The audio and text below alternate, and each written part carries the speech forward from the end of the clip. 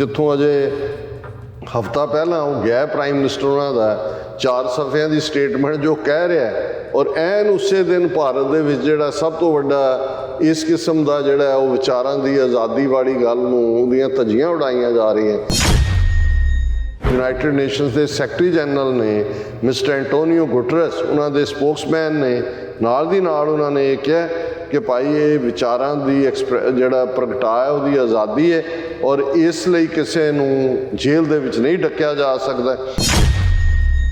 ਦੁਨੀਆ ਦੇ ਕਿਸੇ ਵੀ ਕੋਨੇ 'ਚ ਜ਼ਰੂਰੀ ਹੈ ਕਿ ਲੋਕਾਂ ਨੂੰ ਆਜ਼ਾਦਾਨਾ ਤੌਰ 'ਤੇ ਬੋਲਣ ਦੀ ਆਜ਼ਾਦੀ ਹੋਏ, ਜਰਨਲਿਸਟਾਂ ਨੂੰ ਪੱਤਰਕਾਰਾਂ ਨੂੰ ਆਪਣਾ ਕੰਮ ਆਜ਼ਾਦਾਨਾ ਰੂਪ 'ਚ ਕਰਨ ਦੀ ਆਜ਼ਾਦੀ ਹੋਏ।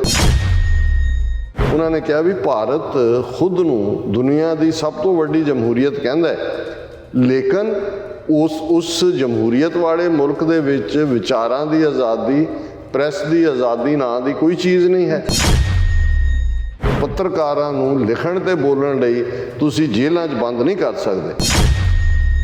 ਭਾਰਤ ਦੇ foreign minister no comments as Mohammed Zubair case is sub judice, India responds to Germany's remarks on Alta News co-founder Zubair Mohammed।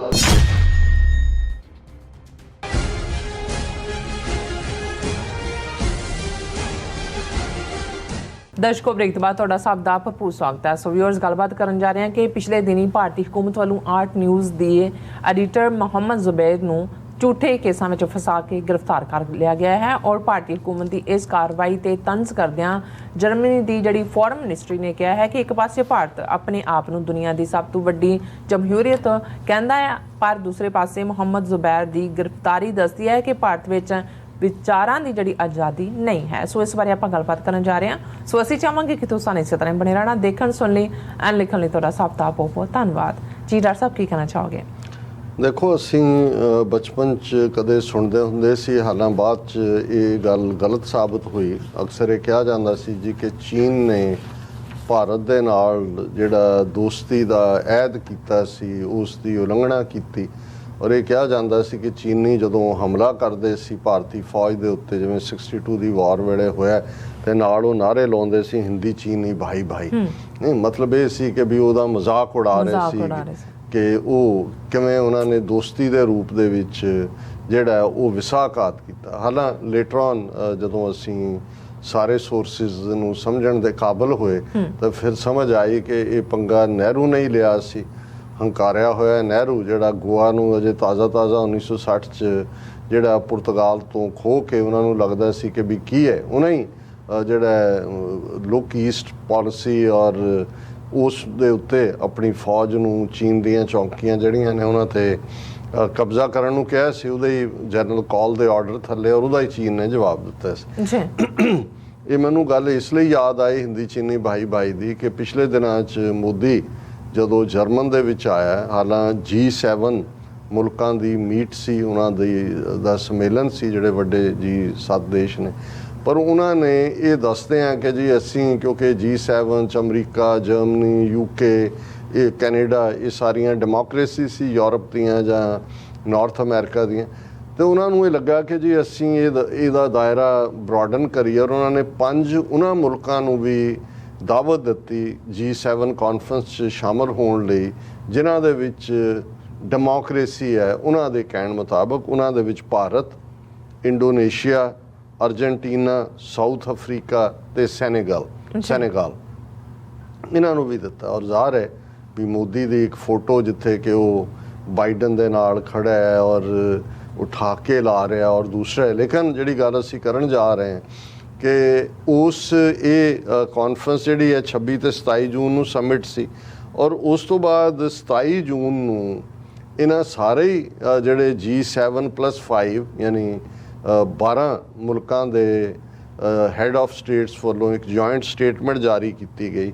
4 ਸਫ਼ਿਆਂ ਦਾ ਇਹ ਬਿਆਨ ਸੀ ਔਰ ਇਸ ਦੇ ਵਿੱਚ ਇਹ ਕਿਹਾ ਗਿਆ ਸੀ ਕਿ ਅਸੀਂ, ਉਹਦੇ 'ਚ ਸਾਰੇ ਮੁਲਕਾਂ ਦੇ ਨਾਂ ਨੇ, Germany, Argentina, Canada, France, India, Indonesia, Italy, Japan, Senegal, ਦੱਖਣੀ Africa, Britain, America, European Union ਦੇ ਨਾਲ ਮਿਲ ਕੇ ਜਮਹੂਰੀਅਤ ਨੂੰ ਮਜ਼ਬੂਤ ਕਰਨ ਦੇ ਲਈ ਅਸੀਂ ਵਚਨਬੱਧ ਹਾਂ।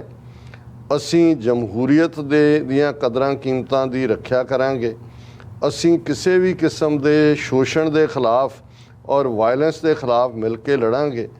ਦੁਨਿਆਵੀ ਲੈਵਲ ਦੇ ਉੱਤੇ, ਵਰਲਡ ਫੋਰਮ ਲੈਵਲ ਦੇ ਉੱਤੇ ਜਮਹੂਰੀ ਕਦਰਾਂ ਕੀਮਤਾਂ ਦੀ ਰੱਖਿਆ ਕਰਾਂਗੇ। ਸਾਰਵਜਨਿਕ ਬਹਿਸ ਯਾਨੀ ਓਪਨ ਡਿਸਕਸ਼ਨ, ਮੀਡੀਆ ਦੀ ਆਜ਼ਾਦੀ ਔਰ ਉਸ ਦੇ ਵਿੱਚ ਡਾਈਵਰਸਿਟੀ, ਆਨਲਾਈਨ ਔਰ ਆਫਲਾਈਨ ਜਿਹੜੀਆਂ ਜਾਣਕਾਰੀਆਂ ਨੇ ਉਹਨਾਂ ਦੇ ਉੱਤੇ ਕੋਈ ਪਾਬੰਦੀ ਨਹੀਂ ਹੋਏਗੀ। ਔਰ ਟਰਾਂਸਪੇਰੈਂਸੀ ਜਿਹੜੀ ਹੈ ਉਸ ਦੇ ਲਈ, ਮੀਡੀਆ ਦੀ ਟਰਾਂਸਪੇਰੈਂਸੀ ਉਹਦੇ ਲਈ ਮਿਲ ਕੇ ਕੰਮ ਕਰਾਂਗੇ। ਹੁਣ ਇਹ ਹਿੰਦੀ ਚੀਨੀ ਬਾਈ ਇਸ ਲਈ ਹੈ ਕਿ ਇਹ ਜਦੋਂ ਜੁਆਇੰਟ ਸਟੇਟਮੈਂਟ ਜਾਰੀ ਕੀਤੀ ਜਾ ਰਹੀ ਸੀ 4 ਸਫ਼ਿਆਂ ਦੀ, ਠੀਕ ਉਸੇ ਦਿਨ, ਉਸੇ ਹੀ ਤਰੀਕ ਦੇ ਨੂੰ ਆਲਟ ਨਿਊਜ਼ ALT ਦੇ ਮੁਹੰਮਦ ਜ਼ੁਬੈਰ ਨੂੰ, ਇਹ ਉਹੀ ALT ਹੈ ਜਿਹਨੇ ਨੂਪੁਰ ਸ਼ਰਮਾ, ਜਿਹਨੇ ਨਬੀ ਦੇ ਖਿਲਾਫ ਸਟੇਟਮੈਂਟ ਦਿੱਤੀ, ਉਹਦਾ ਸੱਚ ਜ਼ਾਹਰ ਕੀਤਾ। ਉਹਨਾਂ ਦਾ ਵੈਬਸਾਈਟ ਜਿਹਦਾ ਨਾਂ ਹੀ ਫੈਕਟ ਚੈਕਿੰਗ ਹੈ, ਜੋ ਹੀ BJP ਵਾਲੇ ਕੋਈ ਮੈਨੀਪੂਲੇਟ ਕਰਨ ਦੇ ਲਈ ਝੂਠੀ ਬਿਆਨਬਾਜ਼ੀ ਜਾਂ ਜਾਣਕਾਰੀ ਜਿਹੜੀ ਆ ਆਪਣੇ ਸੋਸ਼ਲ ਪਲੇਟਫਾਰਮ ਤੇ ਲਿਆਂਦੇ ਸੀ ਸੋਸ਼ਲ ਮੀਡੀਆ 'ਚ, ਨਾਲ ਦੀ ਨਾਲ ਮੁਹੰਮਦ ਜ਼ੁਬੈਰ ਦਾ ਇਹ ਆਲਟ ਨਿਊਜ਼ ਉਹ ਫੈਕਟ ਚੈੱਕ ਦੇ ਨਾਲ ਦੱਸ ਦਿੰਦਾ ਸੀ ਕਿ ਵੀ ਜੋ ਹੁਣ ਡਾਕਟਰ ਕਰਦੇ ਨੇ ਕਿਵੇਂ ਜਿਹੜਾ ਫੋਟੋਸ਼ਾਪਿੰਗ ਹੁੰਦੀ ਹੈ, ਡਾਕਟਰਿੰਗ ਆਫ ਦਾ ਸਟੇਟਮੈਂਟਸ ਹੁੰਦੀ ਹੈ।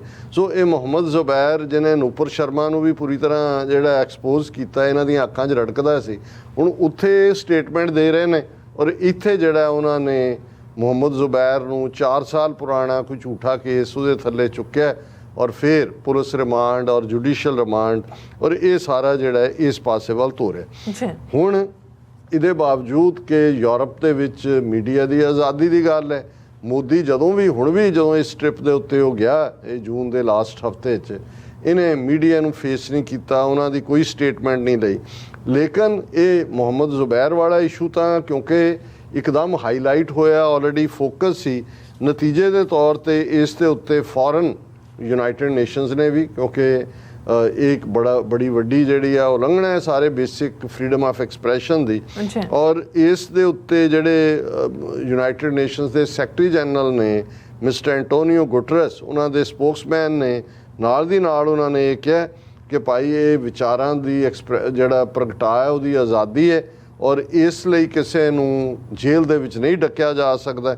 ਉਹਨਾਂ ਨੇ ਕਿਹਾ ਕਿ ਵੀ ਦੁਨੀਆ ਦੇ ਕਿਸੇ ਵੀ ਕੋਨੇ 'ਚ ਜ਼ਰੂਰੀ ਹੈ ਕਿ ਲੋਕਾਂ ਨੂੰ ਆਜ਼ਾਦਾਨਾ ਤੌਰ ਤੇ ਬੋਲਣ ਦੀ ਆਜ਼ਾਦੀ ਹੋਏ, ਜਰਨਲਿਸਟਾਂ ਨੂੰ, ਪੱਤਰਕਾਰਾਂ ਨੂੰ ਆਪਣਾ ਕੰਮ ਆਜ਼ਾਦਾਨਾ ਰੂਪ 'ਚ ਕਰਨ ਦੀ ਆਜ਼ਾਦੀ ਹੋਏ, ਇਸ ਲਈ ਕਿਸੇ ਨੂੰ ਵੀ ਡਰਾਇਆ ਜਾਂ ਧਮਕਾਇਆ ਨਹੀਂ ਜਾ। ਸੋ ਉਹਨਾਂ ਨੇ ਫੌਰਨ ਐਕਸ਼ਨ ਲਿਆ। ਲੇਕਿਨ ਜਿਹੜਾ ਮੈਂ ਸਮਝਦਾ ਵੀ ਘੱਟ ਹੁੰਦਾ ਡਿਪਲੋਮੇਸੀ ਦੀ ਦੁਨੀਆ 'ਚ, ਬਹੁਤ ਵਾਰ ਮੁਲਕ ਜਿਹੜੇ ਨੇ ਜੇ ਕਿਸੇ ਗੱਲ ਤੇ ਡਿਸਐਗਰੀ ਕਰਨ, ਅੰਦਰ ਵਾੜ ਕੇ ਕਹਿ ਦਿੰਦੇ ਨੇ, ਪਬਲਿਕ ਸਟੇਟਮੈਂਟ ਨਹੀਂ ਦਿੰਦੇ। ਪਰ ਜਿਵੇਂ ਭਾਰਤ ਦੀ ਇਸ ਵੇਲੇ ਇਹ ਕਹੋ ਕਿ ਭਾਈ ਇਹਨਾਂ ਨੂੰ ਦੁਨੀਆ ਭਰ ਦੇ ਵਿੱਚ ਨੰਗਿਆਂ ਹੋ ਰਹੇ ਨੇ ਹਰ ਪਾਸਿਓਂ, ਔਰ ਜਰਮਨ ਨੇ ਇਸ ਦੇ ਉੱਤੇ, ਕਿਉਂਕਿ ਜਰਮਨ ਦੇ ਵਿੱਚ ਇਹ ਹੋ ਕੇ ਉਹਨਾਂ ਨੇ ਸਪੈਸ਼ਲ ਇਨਵਾਈਟ ਕੀਤਾ 5 ਮੁਲਕਾਂ ਨੂੰ ਜਿਹਨਾਂ 'ਚ ਭਾਰਤ ਵੀ ਸੀ।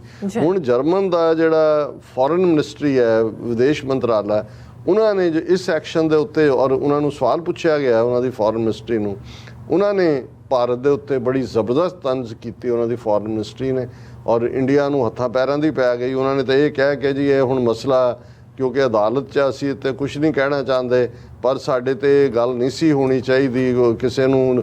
ਹੁਣ ਜਿਹੜੀ ਜਰਮਨ ਨੇ ਇਸ ਦੇ ਉੱਤੇ ਕੱਲੀ ਤੰਜ਼ ਇਹ ਨਹੀਂ ਕੀਤੀ, ਉਹਨਾਂ ਨੇ ਭਾਰਤ ਨੂੰ ਜਿਹੜਾ ਬਿਲਕੁਲ ਐਕਸਪੋਜ਼ ਕਰਕੇ ਰੱਖ ਦਿੱਤਾ। ਔਰ ਉਹਨਾਂ ਦੀ ਜਿਹੜੀ ਐਗਜ਼ੈਕਟ ਰਿਚਰਡ ਵਾਕਰ ਦੀ ਸਟੇਟਮੈਂਟ ਹੈ ਉਸ ਦਾ ਪੰਜਾਬੀ ਅਨੁਵਾਦ ਇਹ ਹੈ, ਉਹਨਾਂ ਨੇ ਕਿਹਾ ਵੀ ਭਾਰਤ ਖੁਦ ਨੂੰ ਦੁਨੀਆ ਦੀ ਸਭ ਤੋਂ ਵੱਡੀ ਜਮਹੂਰੀਅਤ ਕਹਿੰਦਾ ਹੈ, ਲੇਕਿਨ ਉਸ ਜਮਹੂਰੀਅਤ ਵਾਲੇ ਮੁਲਕ ਦੇ ਵਿੱਚ ਵਿਚਾਰਾਂ ਦੀ ਆਜ਼ਾਦੀ, ਪ੍ਰੈਸ ਦੀ ਆਜ਼ਾਦੀ ਨਾਂ ਦੀ ਕੋਈ ਚੀਜ਼ ਨਹੀਂ ਹੈ। ਪ੍ਰੈਸ ਨੂੰ ਜ਼ਰੂਰੀ ਸਪੇਸ ਦਿੱਤਾ ਜਾਣਾ ਚਾਹੀਦਾ ਹੈ। ਅਸੀਂ ਜਿਹੜੀ ਵਿਚਾਰਾਂ ਦੀ ਆਜ਼ਾਦੀ ਹੈ ਉਹਨੂੰ ਲੈ ਕੇ ਵਚਨਬੱਧ ਹੈ। ਅਸੀਂ ਦੁਨੀਆ ਭਰ 'ਚ ਪ੍ਰੈਸ ਦੀ ਆਜ਼ਾਦੀ ਦੀ ਹਮਾਇਤ ਕਰਦੇ ਹਾਂ। ਇੱਕ ਐਸੀ ਚੀਜ਼ ਹੈ ਜਿਹਦੀ ਬੜੀ ਅਹਿਮੀਅਤ ਹੈ, ਇਹ ਭਾਰਤ 'ਤੇ ਵੀ ਲਾਗੂ ਹੁੰਦਾ ਹੈ। ਕਿਸੇ ਵੀ ਚੰਗੇ ਸਮਾਜ ਲਈ ਵਿਚਾਰਾਂ ਦੀ ਆਜ਼ਾਦੀ ਦਾ ਪ੍ਰਗਟਾ, ਇੰਡੀਪੈਂਡੈਂਟ ਰਿਪੋਰਟਿੰਗ ਲਫ਼ਜ਼ ਉਹਨਾਂ ਨੇ ਕਿਹਾ, ਇਹ ਉਹਦਾ ਧੁਰ ਹੈ। ਔਰ ਇਹ ਪੱਤਰਕਾਰਤਾ ਦੇ ਉੱਤੇ ਪਾਬੰਦੀ ਜੋ ਉਹਨਾਂ ਨੇ ਕੀਤਾ ਭਾਰਤ ਨੇ, ਇਹ ਸਾਡੇ ਲਈ ਬੜੀ ਚਿੰਤਾ ਦਾ ਵਿਸ਼ਾ ਹੈ। ਔਰ ਇਹ ਪੱਤਰਕਾਰਾਂ ਨੂੰ ਲਿਖਣ ਤੇ ਬੋਲਣ ਲਈ ਤੁਸੀਂ ਜੇਲ੍ਹਾਂ 'ਚ ਬੰਦ ਨਹੀਂ ਕਰ ਸਕਦੇ। ਔਰ ਉਹਨਾਂ ਨੇ ਨਾਲ ਦੀ ਨਾਲ ਇਹ ਕਿਹਾ ਵੀ ਇਹ ਜਿਹੜੀ ਮੁਹੰਮਦ ਜ਼ੁਬੈਰ ਦੀ ਗ੍ਰਿਫਤਾਰੀ ਹੋਈ ਹੈ, ਦਿੱਲੀ ਬੇਸ ਜਿਹੜਾ ਸਾਡੀ ਐਮਬੈਸੀ ਹੈ ਉਹ ਇਸ ਦੇ ਉੱਤੇ ਨਜ਼ਰ ਰੱਖ ਰਹੀ ਹੈ। ਅਸੀਂ ਯੂਰਪੀਅਨ ਯੂਨੀਅਨ ਨਾਲ ਵੀ ਇਸ ਮੁੱਦੇ ਦੇ ਉੱਤੇ ਸੰਪਰਕ 'ਚ ਹੈ ਔਰ ਭਾਰਤ ਦੇ ਨਾਲ ਯੂਰਪੀਅਨ ਯੂਨੀਅਨ ਇਸ ਮੁੱਦੇ ਦੇ ਉੱਤੇ ਸੰਵਾਦ ਕਰ ਰਹੀ ਹੈ। ਔਰ ਇਹ ਜਿਹੜਾ ਭਾਰਤ ਨੇ ਜੋ ਕੀਤਾ ਹੈ ਇਹ ਬਿਲਕੁਲ ਫਰੀडम ਆਫ ਐਕਸਪ੍ਰੈਸ਼ਨ ਦੀ ਉਲੰਘਣਾ ਹੈ। ਔਰ ਇਸ ਦੇ ਨਾਲ ਨਾਲ ਹੁਣ ਇਹ ਇੱਕ ਬਹੁਤ ਵੱਡਾ ਇਸ ਲੈਵਲ ਦੇ ਉੱਤੇ ਵੀ ਜਿੱਥੋਂ ਅਜੇ ਹਫ਼ਤਾ ਪਹਿਲਾਂ ਉਹ ਗਿਆ ਪ੍ਰਾਈਮ ਮਿਨਿਸਟਰ ਉਹਨਾਂ ਦਾ 4 ਸਫ਼ਿਆਂ ਦੀ ਸਟੇਟਮੈਂਟ ਜੋ ਕਹਿ ਰਿਹਾ ਹੈ ਔਰ ਐਨ ਉਸੇ ਦਿਨ ਭਾਰਤ ਦੇ ਵਿੱਚ ਜਿਹੜਾ ਸਭ ਤੋਂ ਵੱਡਾ ਇਸ ਕਿਸਮ ਦਾ ਜਿਹੜਾ ਉਹ ਵਿਚਾਰਾਂ ਦੀ ਆਜ਼ਾਦੀ ਵਾਲੀ ਗੱਲ ਨੂੰ ਉਹਦੀਆਂ ਧੱਜੀਆਂ ਉਡਾਈਆਂ ਜਾ ਰਹੀਆਂ। ਸੋ ਅਸੀਂ ਸਮਝਦੇ ਹਾਂ ਕਿ ਵੀ ਇਹ ਜਿੱਥੇ ਕਾਫੀ ਲੰਮਾ ਵਕਤ ਭਾਰਤ ਦੁਨੀਆ ਨੂੰ ਧੋਖਾ ਦੇਣ 'ਚ ਕਾਮਯਾਬ ਰਿਹਾ ਕਿ ਜੀ ਅਸੀਂ ਲਾਰਜੈਸਟ ਡੈਮੋਕ੍ਰੇਸੀ ਜਮਹੂਰੀਅਤ ਦੇਖੋ ਇੰਨਾ ਸਾਡਾ VOTING ਸਿਸਟਮ ਇੰਨੇ ਲੋਕ ਵੋਟਾਂ ਪਾ ਕੇ ਸਰਕਾਰ ਚੁਣਦੇ ਨੇ ਪਰ ਇਹ ਐਕਸਪੋਜ਼ ਹੋਣੇ ਸ਼ੁਰੂ ਹੋਏ ਨੇ ਔਰ ਹੁਣ ਔਨ ਦਾ ਡਿਫੈਂਸਿਵ ਨੇ। ਔਰ ਭਾਰਤ ਦੇ foreign minister no comments as Mohammed Zubair case is sub judice India responds to Germany's remarks on Alta News co founder Zubair Mohammed. ਉਹਨਾਂ ਨੇ ਕਿਹਾ ਜੀ ਇਹ ਅਦਾਲਤ ਦੇ ਵਿੱਚ ਹੈ ਪਰ ਦੁਨੀਆ ਦੇ ਸਾਹਮਣੇ ਭਾਰਤ ਦਾ ਜਿਹੜਾ ਕਰੂਪ ਚਿਹਰਾ ਹੈ, ਅਗਲੀ ਚਿਹਰਾ ਹੈ, ਜ਼ਾਲਮ ਚਿਹਰਾ ਹੈ ਉਹ ਬੇਨਕਾਬ ਹੋ ਰਿਹਾ। ਬਿਲਕੁਲ ਰਾਸ਼ਾ, ਤੁਹਾਡਾ ਬਹੁਤ ਬਹੁਤ ਸ਼ੁਕਰੀਆ। ਸੋ ਅਥਨੇ ਨੇ ਬ੍ਰੇਕ ਵਿਊਅਰਸ ਤੁਸੀਂ ਇਸੇ ਤਰ੍ਹਾਂ ਬਣੇ ਰਹਿਣਾ, ਮਿਲਦੇ ਆਫਟਰ ਦਿਸ ਸ਼ਾਰਟ ਬ੍ਰੇਕ।